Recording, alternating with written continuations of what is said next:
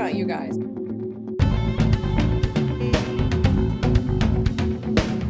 She has a different voice and a different understanding.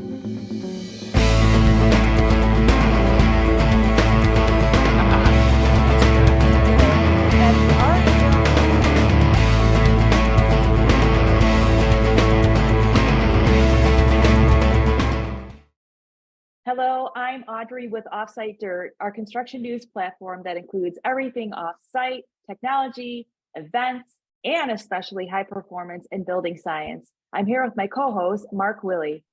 Excited to be here for another edition, Audrey. Love that you're here. We have a special guest who is a high school teacher. He is also using high performance in his classes. He is considered a building trade instructor. We have Matt Blomquist. How are you, Matt? Good. Excited to hang out with you guys. We got to meet you at FIAS in Chicago, and you were one of the instructors with some of your students, and you also got to speak. It was an exciting time to see what's happening in high school. Yeah, that was fun. That was I only got to do a day trip. Me and Thomas, my former student, who is now a colleague of mine, came up and spoke, and just 3.5-hour drive for us without traffic. Yeah, that was a good time. That was a blast. I got meet you for the first time, Audrey, and then of course hanging out with Mark and Connor, Sean. First time getting to meet Sean in person, Shannon. Got to meet the whole team. And just for our audience, yeah. who don't know you, Matt is actually from Taylorville, Illinois. And the exciting thing about Matt is that he's revolutionizing the way that we build homes. And actually, the students are learning more about high performance, saving energy. And Matt, being that that's the case, how are we bringing back trade education, and how is it getting better? Well, the good thing is, obviously, the industry knows we need this back. Once government officials realize that here, probably about 20 years, we'll be back on track, right? So yeah, the industry, I mean, they are so hungry for young talent. We very fortunate here at Taylorville have had this building trades program for quite a while, where we actually built a house. We were on pause for a while when Illinois had some state budgeting issues, unfortunately, but in 2019 we relaunched. We made it through COVID with the house build still going, completed a house, which would have been house 28 in the house 27 in the program's history. And then we are just getting close to finishing up house 28. And when we relaunched this, I was like, okay, if we're doing this, there's a way that's houses are being built, and we're going to do it that way. And the school's like, okay, cool, build a house. And so yeah, we build high performance. If you're familiar with the Pretty Good House philosophies and ideas, that's right where we fall in line with that. Not quite passive, but much better than code on the energy performance wise. So Matt, to keep the students involved, and we could use the term youth, right? Because they're soon to be adults here. And to keep them involved and to prepare them for the industry and to expand their mind, you're using principles and materials that are often not even common in your region, right? There's what new to the industry, and it's hands-on. So it's simulated in the classroom, but it's also hands-on on site. Can you walk us through some of those steps with the students? Yeah, so my classroom is the job site. I do not have a dedicated classroom. If I go back to the school building, I'm a man with no home. So we do have a mobile classroom on site that the students build, which is Mark has seen it. It's pretty cool. Think tiny house. So the students catch a bus, takes them, let's say, 5 minutes to get to the job site. They grab their tool belts, pull out whatever tools we may need for the day. We go over tasks, if we need to do any training on something, if we're doing something new, and pretty much kids get to work. Then a bus comes, takes them back to the school a couple hours later, and we do a lunch break, and then a next session comes, and we do that all over again. So we have 2 sessions, a morning and afternoon, anywhere from, we'll say, 20 to 30 students in the program any given year. And they literally build a high performance house from foundation to the last piece of trim. Heck, even grading out the yard and putting grass seed down. So have you seen an increase in people that want to come and be in your class now? Has word got around that, hey, I get to go to a house and build it with my own hands? How exciting that is. And not to mention, the other thing that's exciting is that you're teaching them a valuable asset of conserving and saving energy and using techniques that not a lot of builders use.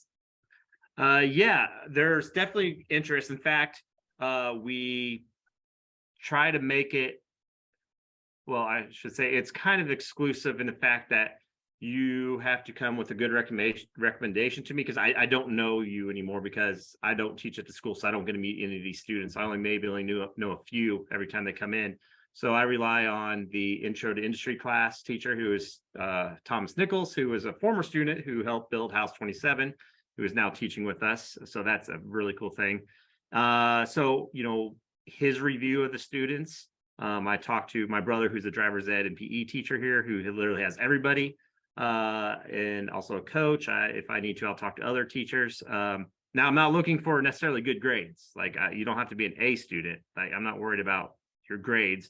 It's more, do you show up? Do you even show up to school? Are you, are you jerk in class, or do you do what you're told, kind of thing? It's one of those things where, can I trust you to be on the job site with potentially your buddies even, and all things are going to go well and smooth. So because we can only have so many people on the job site anyway, because classroom management's hard enough in a classroom setting where you can sit in one spot or stand in front of the room and see everybody. At the job site, as soon as we have walls, we have dividers, and I have no idea. We're setting trusses. I may be on the machine, and just like any other job site, I'm going off hand signals, and I'm hoping the people on the other side of the wall where I can't see are doing what they're supposed to do and not messing around and trying to be funny with their buddies or something. So with that coordination of actually producing a home and teaching students, I know you've found a lot of collaboration between the industry and the companies that supply the industry, as well as folks in the industry. Can you elaborate on that? Yeah, Instagram has been very generous to me with social media. Really, social media, LinkedIn's catching on for me really well, and we throw TikTok out there because of the young crowd, but I'm still getting used to it. But yeah, I've been very fortunate to work with companies right away who are very supportive as soon as they found out. If we know Jake Bruton and Steve Basic, I very lucky to get a hold of touch of them right at the beginning when this all started in 2019.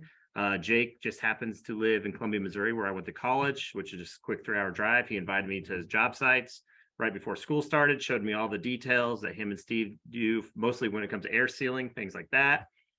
And they've been they just pretty much said, call, ask whatever you need. And then, of course, who doesn't know Jake and Steve now and their network? They plugged me in right away. So we've done stuff with Rockwell, Sega, Stego, Stashco, Zender, Bryant's, The Build Show. Wow, you are getting around. You are very popular. T-Stud, Huber.